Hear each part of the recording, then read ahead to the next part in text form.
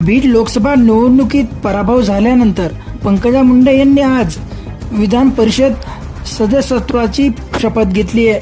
पंकजा मुंडे यांनी लोकसभा निवडणुकीत खासदारकीसाठी निवडणुकीला सामोरे गेल्या होत्या, परंतु लोकसभा निवडणुकीत त्यांचा पराभव झाला होता. बजरंग सोनवणे यांनी पंकजा मुंडे यांचा पराभव केला होता. नुकतेच विधान परिषदेच्या 11 सदस्यांमध्ये पंकजा मुंडे निवडून आल्यात. आज 11 सदस्यांचा शपथविधी कार्यक्रम विधानसभा भवनात पार पडलाय. पंकजा मुंडे यांना उपसभापती नीलम गोरे यांनी शपथ दिली.